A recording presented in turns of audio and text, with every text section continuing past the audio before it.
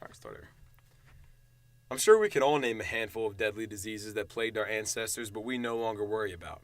But there's one disease you probably haven't heard of that was deadlier than all of them in some areas of South Carolina in the early 1900s. Dr. Charles Bryan, a professor at the University of South Carolina School of Medicine, studied the disease. Pellagra is one of the classic vitamin deficiency diseases. This was not established firmly until about the 1940s, but it's a deficiency of the vitamin niacin. Niacin, also known as vitamin B3, is commonly found in meat, vegetables, and one other very common food staple. It's present to a small degree in corn, but it's present mainly in the germ of the corn, the central part of the corn, which was removed by milling and refining. Studied the disease. Niacin, also known as vitamin B, South Carolina State Hospital housed thousands of patients in the 19th and 20th centuries, but has been out of commission since 2005. John Scherer of Historic Columbia notes the idea behind building high corn diet. John Scherer of Historic Columbia notes There's a component of the Departmental Health's history which is kind of fascinating. That's the fact that there was a farm called Asylum Farm, and Asylum Farm at one point was winning a national award for the amount of corn it was producing per acre, and so these foodstuffs were being consumed, by patients, often raised by patients. Since niacin was being removed from the corn, patients weren't getting the vitamins they needed, and they began to develop some symptoms. Pellagra is the 3 Ds: dermatitis, diarrhea, and dementia, to which a 4th D is often added, which is death. Building of the state hospital back in the 1800s.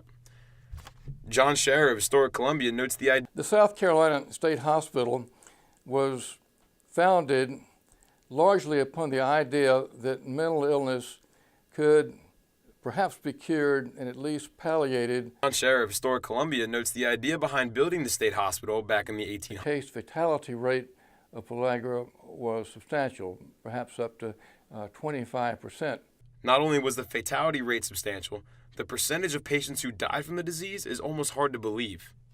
Between 1915 and 1918, nearly 40% of all deaths in the state hospital were from pellagra.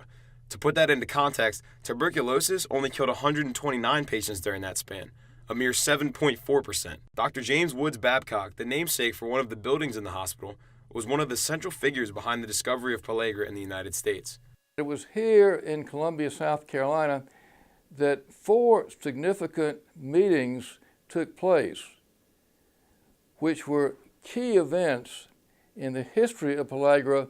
The first conference was held in Columbia in 1908 and saw physicians come from all over South Carolina, as well as some places in North Carolina and Georgia. Curing mental illness was the goal of the hospital, but it quickly found another problem. The second conference took place in 1909 and saw nearly 400 physicians come from all over the United States, as well as parts of Europe and North Africa. The prevailing thought was that it was caused by spoiled corn.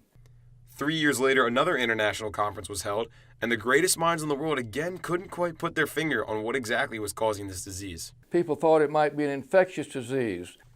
It wasn't until the 1915 conference that pellagra was finally universally recognized as a dietary deficiency. Pellagra was the first chronic degenerative mental illness that could be treated specifically. As more people started learning about pellagra, it was less of a problem and eventually forgotten. So much so that 3 faculty members of the University of South Carolina School of Nursing, including the dean, had never even heard of the disease. In large part thanks to that run-down, abandoned asylum that many pass every day, not knowing it was a focal point in fixing a problem they never even knew we had.